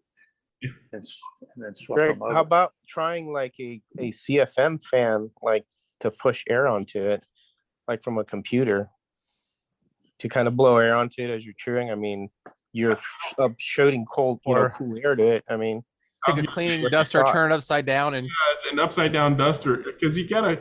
I don't. No, think, you face it forward toward it, and I know you're gonna blow stuff, but I mean, I don't think you just can get a fan that blows enough regular air that will keep it cool enough for constant chewing. Right. How about a dry ice? There you go. That'll do it. This is sounding more and more like that this is spins up sounding into more and your more eye. like a cooking show. I'm sorry, like between flour. well, we and mentioned water. flour. A walk-in freezer at your local grocery store. Yeah. The only reason why I say the fan is because I know somebody who does it with silicone, and he puts a small fan and he shoots it, and he can actually chew the silicone within 15 minutes. This is what he told me, and I've seen the machine he uses. So I mean, that's why I was saying the fan. I don't know. What machine is he using that he can cut silicone? He's got a custom made tire cutter. He's a machinist. So I got pictures of it and everything. Which particular silicone is he using? That's the next question. Well, I don't know, but from the stuff he's shown me and what he showed me on the video, it's, you know, that little fan. I don't know exactly. It's a computer fan. He puts it face forward, and that's what he does to trim them. I'll be honest, I don't know why he's even bothering. Silicone is used for oven mitts for a reason. It's not heat sensitive unless you're using some crappy ass silicone. Well, there's no reason. No, that's what he's doing. But anyways, maybe he's blowing off. He's just blowing off the silicone dust. That would make more sense. He's blowing off the cut. But yeah. I mean, ask him how he does with NSRs or G25s or anything but silicone. Sure. And report back on that. French onion soup with a little vermouth. A little vermouth. I'll make a martini and dip my tires in martini next time. All right, Jeremy, you put your hand back up. What's up? Hey, for Club Corner, I host my club's racing on Sunday, October 30th, which is right by Halloween. Now, I plan to keep my track down. It's in the garage, and I want to. My daughter and I are going to hand out candy with like racing, and other than printing flyers for like the dads, because we have tons of dads that come through here with their kids. Just trying to think of any other fun ideas that we get like kids involved when they come through. Free race coupon. Well, my first thought was like have one big candy bar for a race winner and let 4 kids race, but then like I don't want to promote gambling. I don't know. So. I mean, but if anybody thinks of anything, please get a kid to start, and if he does a complete lap without coming off, he gets 1 piece of candy. If he goes back and does another complete lap without coming off, he gets a piece of candy. There you go, just regular candy. But yeah, just honestly, if you just have the track visit, that's candy for trick or treating, and your track is right there, in your garage door, and you got your lights on, and people are playing on it. They're going to go over there and look at it and want to play. I don't think they do anything special. Yeah. I mean, I plan to hand out flyers for our website and everything to try to. Oh, you want to attract people on that night? I see what you're saying. Yeah, we only have like 10 regulars in our club, but I'd like to get more people. I mean, we get one person new each year, maybe, but usually one person drops out. 2 or 4 more people, you're set. Yeah. Yeah, I mean, the flyer so that people know ahead of time that you're doing treats and racing. Well, yeah, the racing usually ends at 5. Trick or treat doesn't start till like 7 around here, so we'll be fine on that, But don't forget the vial of insulin for the grand champion. I mean, have you posted to Facebook and Nextdoor and things like that, or do you plan to post to Facebook and Nextdoor? No, I could. Yeah, that's an idea too. Apparently, Nextdoor works real well for Lloyd, who uses that for his. He's starting a club for the little, I forget what it's called, but it's like a little kind of puck on a table game in the UK. Wayne probably knows what I'm talking about, but puck on a table like crokinole. I don't remember what it was. Okay. Basically, he's starting a club for that game, and he's using Nextdoor, and that's the thing that he got the most success from. Not Facebook, not other things. Nextdoor, he says, "Hey, we're starting a blah blah blah club." And then, so you could say, hey, we're going to have racing on Halloween night, bring your kids by for treats and come by and have some fun on the racetrack too. Well, it's like anything else. I think once you get people really trying it, they'll realize how much fun it is. They usually do. And I saw somebody post, I think it was on Slot Forum in his introduction, as a new user of Slot Forum, saying he was an RC guy, and he always thought that slot racing was boring and easy because he thought that the cars were just stuck in the slot, and then all you had to do is hold your controller and hope for the best. And he finally was exposed to it properly and realized, no, there's some skill involved in this. They're not supposed to stick in it. And he's like, oh my God, this is fun. I like this.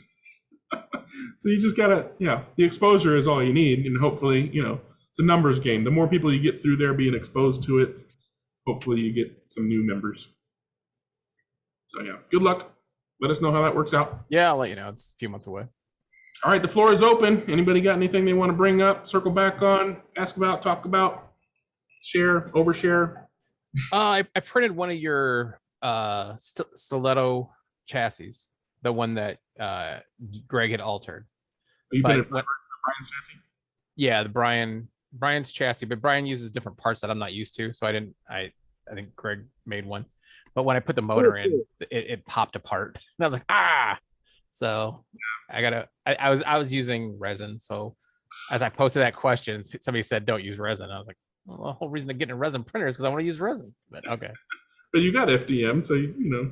I know. That's like why people use FDM for chassis and resin for bodies, is because I know. I just like the beauty of resin. It's so much prettier. Yeah, that's true. What you got, Dewan? Oh, the Brian was in there first. Anyway, I was going to ask for Electric Dreams. What was the entry fee for entering into the event? Yeah, Dennis, do you remember? I think it was $12.95 plus you had to buy a motor, which wasn't included. I think it was $15 for the racing and $12.95 for the motors. And you I could think buy that was up, what it was. you could It buy was- up to 3 motors. Yeah, but it was super obviously cheap. You had to buy one where you didn't have a motor. So basically the entry fee was like $28. Okay. That's not bad. And I was just wondering, I'm used to, well, I'm sure you guys are aware of that. I'm from the bowling world, and we conduct thousands and thousands of tournaments and events and activities and things like that. And I know we brought this up once before on having a modest entry fee that had the ability to generate purse money or purses, you know, that because I know that Rick won the event, and I know he received some gifts from Slotted and some other people that was personal gifts or whatever. But bringing it to the point that, you know, people were traveling across the country, this and that, it's got to be something that makes it a little more worthwhile for them to strive for. And I know that's not. I know it enters into the world of. I don't want to use the term gambling because it's not really gambling. It is it's a purse. It's a prize purse for competing for competition. I would be totally against that. Yeah, I know you mentioned before that it gets fierce, and you said it caused a lot of animosity amongst yeah. No money. Yeah, and when I lose a race, we already have tons of cheaters cheating anyway.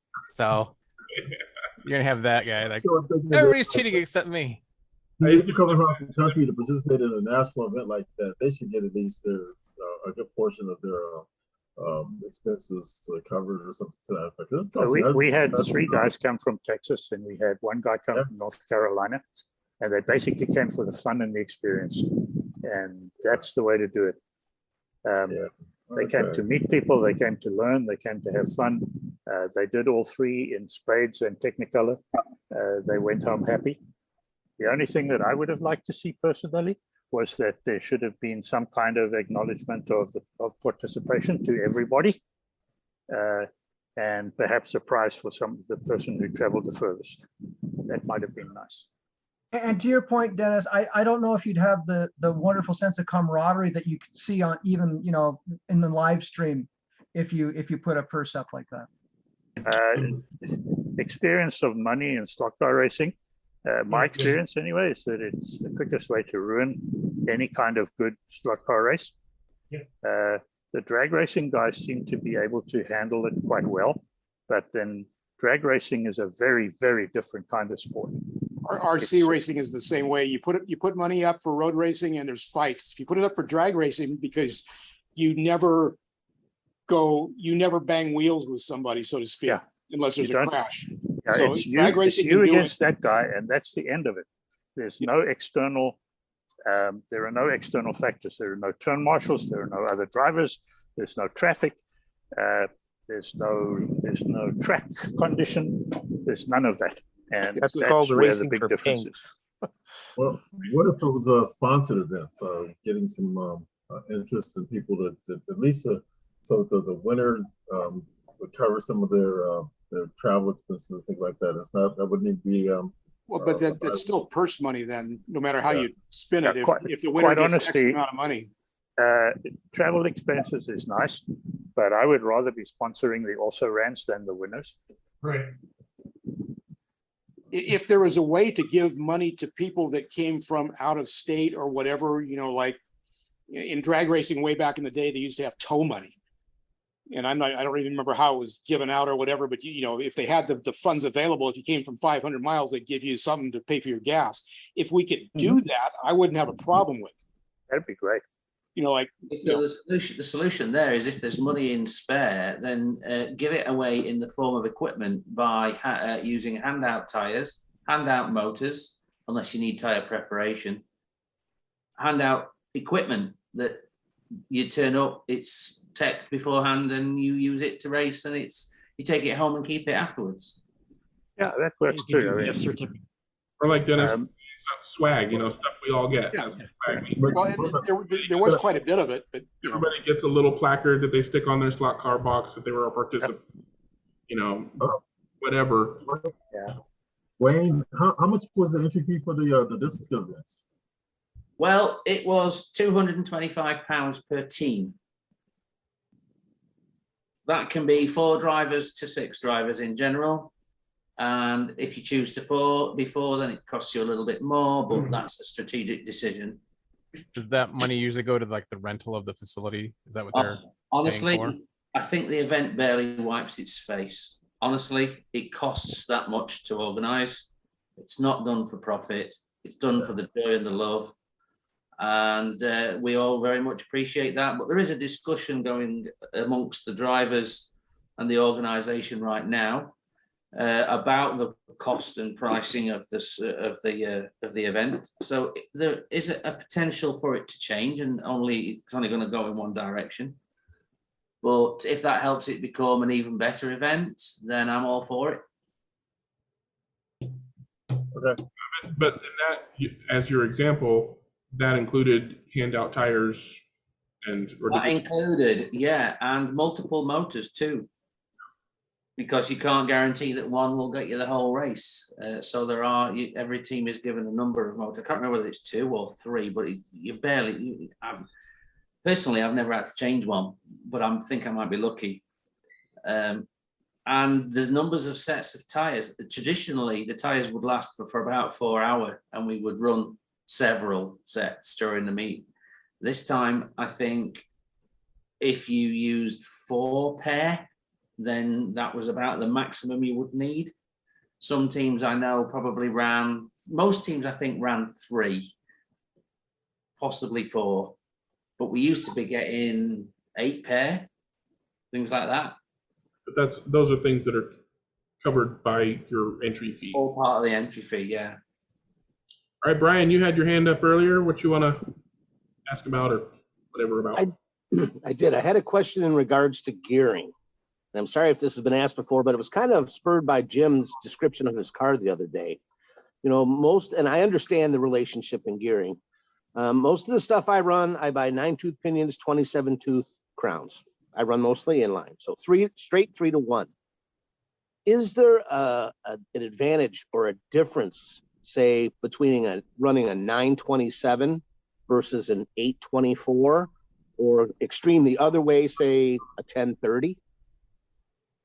Yeah. One thing I did read that said more teeth generally means a finer mesh, but I don't really know. I mean, you've seen my track. It's a 8 by 16 foot table. Would there be an advantage to running, say, 824 versus 927 in my case? In theory, yes. No. In reality, no. No. What's the theory behind? And don't forget, in the gears that most of the guys here use, there is a perfect pitch gear in any diameter size. So when people say if you use more teeth, it tends to be smoother, that's in a perfect pitch gear. That's a gear that changes diameter. In our gears, which they don't change diameter, as soon as you start cramming more teeth or less teeth, in simple terms, you alter the pitch and they don't mesh at all. So for your track, Brian, and for the motors you're running, you're not going to notice any bloody difference whatsoever. Okay. And the other thing I read that I thought was interesting, somebody said something about trying to pick a gear combination that allowed the teeth to hit a different tooth on the crown every time around. They said your gears would last longer If and you're run going to smoother. run 5 million laps on your cars Right. before you change out the gear or the pinion, then yes, you might get a couple of hundred more laps that way. But for the kind of thing that we do, I don't think it makes a smidgen's worth of difference. There's a lot of things like that in theory make a difference, in reality make none. Well, Well, in that's full-size kinda what I was engineering, after. they make a difference. In I mean, our size in engineering, slot they cars. don't make a difference. In slot cars. Yeah. Well, no, well, there's slot cars and then there's slot cars, don't forget, Jim. The Well, I'm stuff talking that we about run- the the type stuff that we run around with just plastic cars with feeble little motors in them, that's a whole bunch different than running 200,000 RPM motor. Yeah, if you're running an open wing car, that's another thing, but Right. assuming that we're talking about Preparing the your car car that to we last for 24 hours. Most of the cars that I see in the shop, I can pick out bigger problems than one tooth up or one tooth down. Yeah. A lot of the guys don't align the axles and the bushings, and they're worried about, one tooth on the crown, and don't forget, the run out. one tooth on the crown is almost, you in most cases, you won't even notice a difference. You really got to go to two. Yeah, we went from, well, the stock car has what, a 28 tooth on a slotted group C car, a 28, I believe. Yeah, 928, which is the yellow gear. Yeah, and we ran the pink gear, which is a 23. So that's a pretty significant difference. Oh, well, that's 5 teeth. But it was probably, I would say it was less than 2/10 difference on the track if I was guessing at it. Right. Which is significant, but it's not like night and day. No. And that was with a 9-tooth pinion with that? Or Yeah, you said a 9-tooth 23? pinion was required in the race. Okay. The other thing I saw, and maybe I never paid attention before, because I usually just grabbed the 927 combo, is I saw offset crown gears. And it's something I never considered before, that having the axle offset from, the motor shaft, a different crown might be beneficial.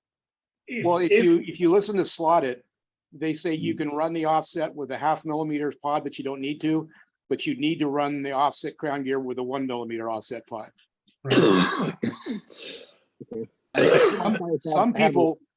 Some people will run the offset gears because they don't want people to know what gear they're running because they're all white. They're all white. And most of mine are about a 1 mil offset. So I think maybe this time I'll try one of the offset gears just to see. Sometimes I get them, they're smooth as butter. Other times, they sound like angry animals. 15 or 20 minutes in semi-chrome at 5 volts will do wonders for them. 30 seconds with a big lighter underneath it. Lick it with a naked flame. That's it. Yeah, lick it with a naked flame. You're right. You've done that too. I mean, I ran on my 1/24 scale retro cars, which run 48 pitch gears, which is very close to the same pitch as the slotted gears. I ran 55 thousandths worth of offset with regular gears, no problem. Right. They may be a little noisy to start, but they come back in very, very quickly. The big deal if you're running with a lot of offset or hypoid dimension there is to use the biggest crown gear and the smallest pinion that gives you the ratio that you want.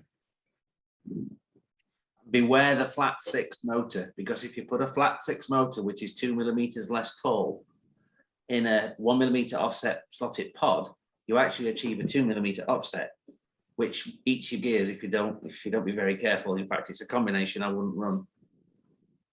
If it's inline, yeah. Inline too, yeah. You score a 2 millimeter offset with a 1 millimeter offset pod because the motor is less tall, and that's what to be very aware If you of. mount it at the bottom of the pod, yeah. Mounted at the bottom of the pod, the same as a larger can motor would. But it's a trap I've seen for Le Mans 24-hour competitors fall into, and they eat gears and they replace gears and they don't know why because they've set everything up nicely, and it turns out that that's the reason. Pete, you took your hand down. What, did you not have any? Did you get your question answered or something without asking it?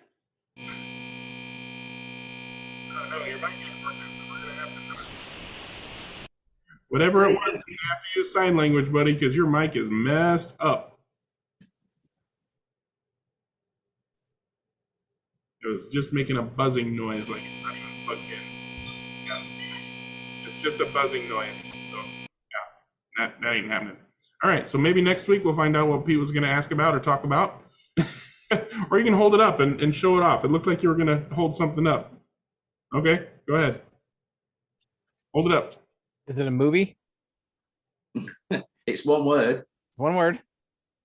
It's a flip book.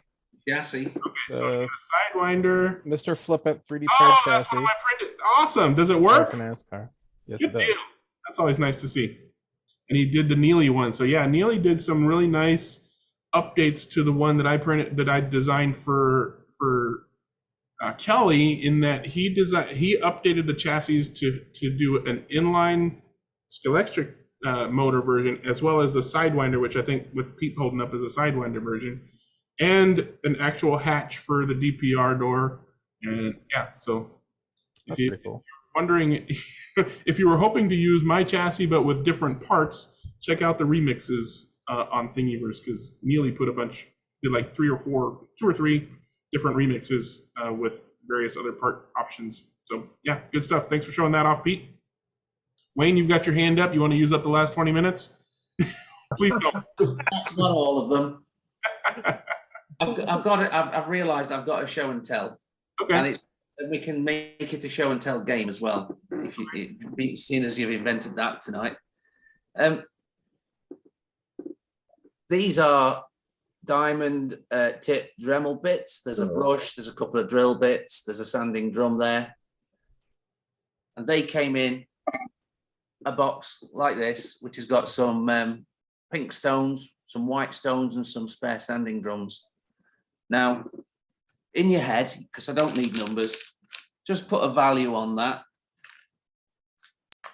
And then Bit of stuff, how much you paid for it? yeah, have a little gamble in your own mind as to what you might pay for that. It depends. Does your dentist know they're missing? Ah. Or did you get it from? Then add in the same packet, a Dremel that fits in the palm of your hand. Do you have Harbor Freight in that? No, that's AliExpress. Come on. Okay, runs at 3 speeds, 500 RPM, 1000 RPM, and 1500 RPM, and off. And it's got a chuck lock button. That's the little silver button there. And it's got 2 different size collets, one for 2.3 millimeter, which is the bits I've just showed you, and another one for 3.2 millimeters, which is the traditional Dremel bit. So who would like to guess how much I paid for this? This, by the way, has a lithium-ion battery. Right, $39.95. I'm guessing $15. I say 25 pounds. I say 5 pounds. pounds because you wouldn't spend any more than that. 11 pounds. Plus shipping. You've hit the button. You've hit the button. 11 pounds. Oh, Fantastic device for 11 pounds. I like that. I only hope that the battery inside it, which is 600 milliamp hour, I don't really know how long it runs for. It only arrived today, but it's so small.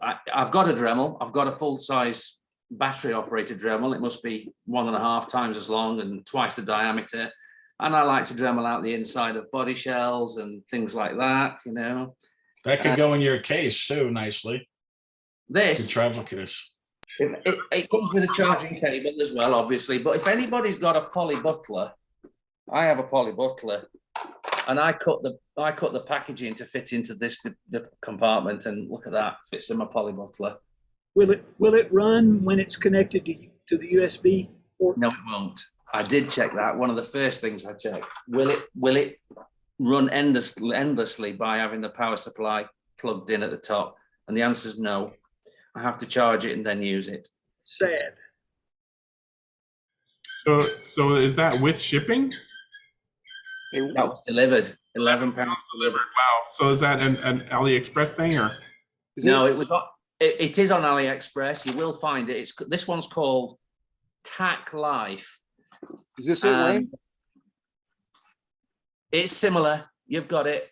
it's similar to that, but I'm not sure. I'm not sure that it's Slap a link into the chat there for us, Jim. Yeah, that was pretty. If you use a Dremel tool, and if you haven't got a Dremel tool, every slot car racer should have a Dremel tool. Absolutely. Precisely. So get a Dremel tool. Well, I have a Dremel tool. Yeah, get a Dremel and then have that in your box for quickies. I've had a Dremel tool for decades. I'm on my second or third one. I've got mains ones. I've got battery operated ones, but my battery operated one is cumbersome for slot car racing even. And this is going to open a new world for me, especially with the tiny little bits, little diamond tip bits that I've got there that I've never owned before. So yeah, there's my show and tell, and it's not particularly, well, it's slot car related rather than actual slot cars. But next time you go to the dentist, ask them to give him your used burrs. Yeah, that's not a bad idea. Well, because the burrs the dentist use are about 11 pounds each. They are the quality ones. That's correct. And they'll actually cut something. And are they only allowed to use them on one patient, or? Well, even when they're, I get them from my dentist all the time. He saves them for me. And for what you're doing for, grinding out the inside of bodies and stuff, they're perfectly fine and way better than those. Yeah. Well, they'll do, because with plastic, the biggest risk is blocking them up, clatting them up with molten material. But yeah, they'll cut. Even the one that's not diamond, it's a ball shaped. I'm not going to call it tungsten carbide. It's not. It's just ball shaped rotary cutters. That's smaller than the one I've been using already, and I've been doing the job perfectly well with the bigger one. But yeah, there you go. 11 pounds, and I was very impressed. I bought a second one. Yeah, you'll need it. I don't know before, but if your burrs get clogged with plastic, just put them in a bowl of water. Just put them in a pan of water and boil it on the stove. Yeah, cool. Yeah, that's 2 tip of the weeks. One, how to clog your clogged Dremel bits and where to get them from. Yeah, just don't post it on Slot Forum as a tip of the week. Oh no, I've read it. Yeah, so yeah, I did wonder whether you'd used the glue on the underside of your fly truck there as well. Well, Vlad is joining us here in the last few minutes, and he put his hand up, maybe accidentally. Can you hear us, Vlad? Did you want to share something? No, microphone not working or not talking. So maybe next time. All right, so we still got about 10, 12 minutes left. Anybody else got anything else? I've got another one. Oh, Pete, do you want to try your microphone, Pete? And now we're not hearing anything. Not working, Petey. Dang it. All right, what else did you have, Wayne? It's a small technical one. I've seen this occur, and then this week I read something where somebody said this was a good thing. And I'm not sure that it is, but I'd like to run it by the group members. I know it's not been discussed before, and that is cutting a cone on your rear tires, an outward direction cone, so that the inside diameter is slightly larger than the outside diameter, because that's the way the tires wear. Slightly larger on the inside, smaller on the outside. That's the way the tires wear. I've got several extremely worn pairs of tires that have come off the Disca endurance race cars, and they do wear that way. And then someone in a forum post, I think it was, suggested that was actually a good idea to put on with your truer. Now, has anyone any opinions on that? We used to do that, or we did that in RC racing all the time. I've never done it with slot cars. And BRM. Yeah, but it was the other way around. We would treat the inside was smaller than the outside. Correct. Yeah, smaller on the inside. The outside. Yeah. Did BRM did the minis, or there other small, like the TTS cars with camber? So it was technically cambered, but the result was wider on the inside or larger on the inside, right? Yeah, but they didn't grind the tire. They grind it. The wheels are actually cambered, but yeah, that's basically the same effect that you're trying to achieve by grinding. Yeah, what's going to happen then is initially anyway, you're going to get less traction in a straight line because you get a lot less tire on the surface of the track. You may get about the same in the turn. I just wonder if you're getting excessive tapering on the rear tire, whether there's something in the setup that's allowing the car to roll that much, that you're actually doing that, or whether the wear is coming from deflection of the tire in the turn. I think it comes from the deflection of the tire on the wheel, the softness of the rubber and the nature of the surface. The surface is Ninco in general, and it's quite abrasive, as we all know. And you can't stop the car from sliding a little, or at least a little, if you're going to be really quick. And so the tires that do the long stints do come off with a slight cone on them, and it's the opposite way to what you would consider cambered. And of course, I'm not familiar with 8-scale circuit cars and the way that they cut the tires slightly conical, but they have independent rear suspensions and swing arms. Now, some of us know 12th scale RC cars as well, but they emulate slot cars insofar as they have a straight solid axle that doesn't flex, and they don't cut camber onto those tires as far as I'm aware. And that's more like a slot car. I don't know how they wear on a 12th scale circuit car in the long term, because I've never seen them run for more than 8 minutes. Well, they wear very little because they cut the tires so far down on a 12 scale car that you get virtually no wear. And when you make an 8-minute run, the tires are done. Yeah, I'm familiar with that too, Jim. Yeah, I've never raced that way in 12 scale. I have got one and I have raced, but I never went that extreme with it. But the big races you have the discussion was around the RSM3 tire truer, which is the same one that I have.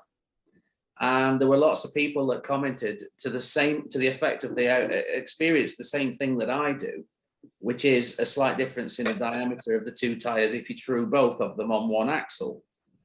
And one guy was saying, I think in that thread, that if you got a reverse cone on the tire, then by flipping it over and truing one side, always using one side of the truer, then that would actually benefit your slot car. And obviously it would be minuscule, but they certainly wear that way. I wonder though how you could ever purposely grind a cone onto a tire using an RSM truer or a Professor motor or a tire razor. I mean, they're just not set up that way unless you purposely misalign the axle. Couldn't you put a shim on the base that has a 1 degree angle in it and do one tire at a time? Yeah, but then you can't move the slide left and right. Move the abrasive back and forward underneath the tire. It can be done. I have actually done something very similar to try to correct the issue with this difference in size that I get with my RSM. My RSM has not got a pair of vertical grub screws to be able to adjust one end of the axle that the axle mount is on a pivot, and that pivot is obviously slightly angled in relation to the base. And in my case, RSM3, it didn't have what the RSM4's now got, which is a pair of vertical grub screws on one end of that axle so that you can adjust it out. So I'm stuck with tolerating it or correcting it by oversizing the hole and shimming the axle or some engineering solution. Or drilling and threading the hole and putting the grub screws in. It's another option. I don't hear Dennis or Chris saying, "Oh yeah, it's a great idea. You should totally do that." Yeah, I didn't know that it would be, but someone said it might be, and I just thought to myself, well, they do end up wearing that way. So go back there and say, "All right, prove it in a competition against guys who." Yeah, I've heard of guys talking about doing that even with foam tires, but certainly it's never seemed to me to be a terribly good idea. Yeah. We've got a few minutes left. Vlad has turned his camera on. You want to try? Can you guys hear me? Whatever you were sharing earlier. Can you hear me? Yeah, we can hear you. Yeah. Awesome. All right, I'll just quickly share something if that's okay. Hang on, where do you go to share your screen again? Somebody was sharing his prints of your models earlier. No prints, but a little bit of progress on.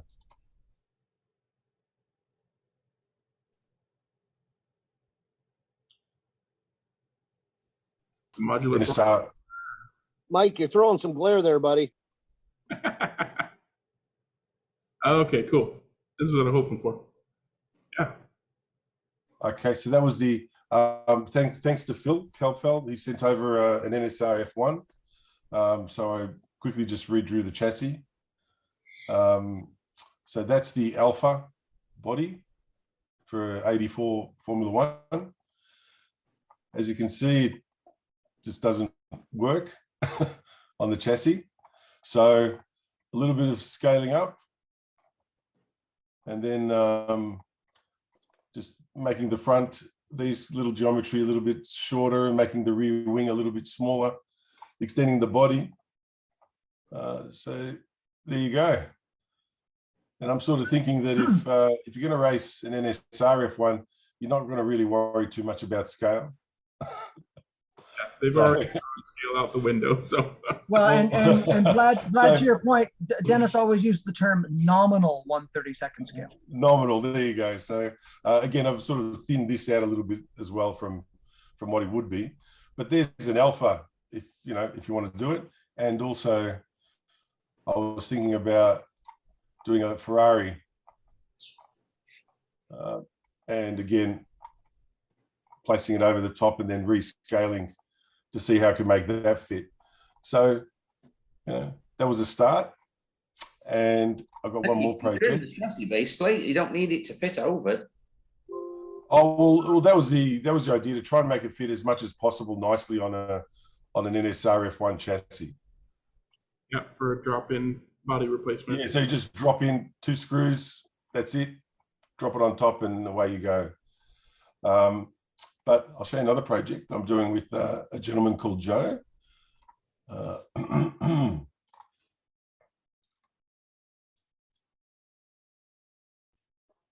we go.